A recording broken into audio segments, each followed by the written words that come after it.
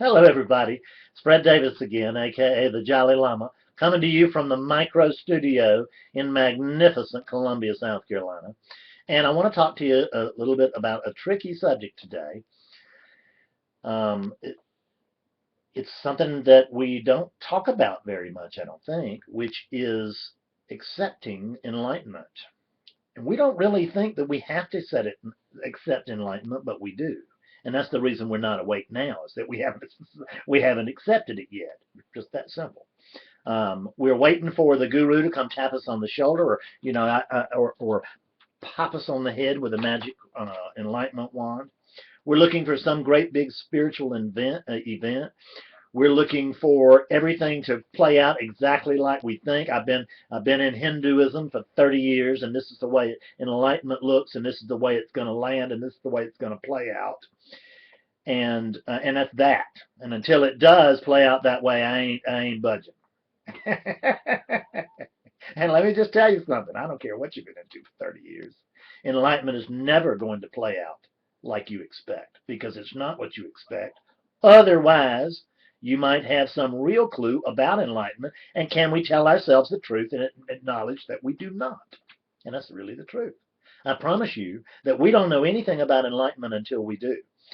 And once we do know something about enlightenment, it's only because we're enlightened. And then we understand, oh, it's like that.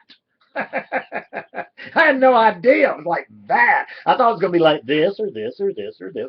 Because every time I listen to a teacher, I take what he says and I put it in my box. And I just put everything in my box. I'm getting all this information, and I'm going to wait. And one day I'm going to get enough information that I am going to wake up. And until then, I am holding out.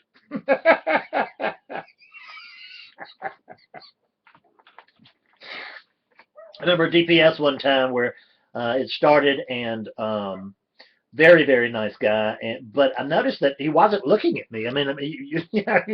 You pay money to talk to me. It just makes sense that you would look at me when I'm talking to you, so you'd be sure to get it. But I noticed that there was some intensity down here, and I said, "What are you doing?" And he said, "I'm taking notes." And I said, "No, man." Don't take any notes. You're just looking for information so that you can wake up when you're finished talking to Fred.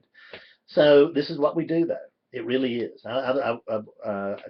We just think that this note taking and this thinking and this figuring out, we just know it's going to do it, and all of this stuff. But if you notice that what you're doing does not work, see, this is just so hard to just say. It doesn't work. And we could almost say it does work, probably. I mean, you probably got something that does work, but one way or the other, you're unwilling to accept enlightenment, because we are until we aren't. I mean, I was unwilling to accept enlightenment for almost 25 years. And I only became willing to accept enlightenment when I was in just so much pain that I had no more interest in the Fred story. I wanted to die, but I couldn't even do that. Circumstances beyond my control. I could not die, and I could not take my life.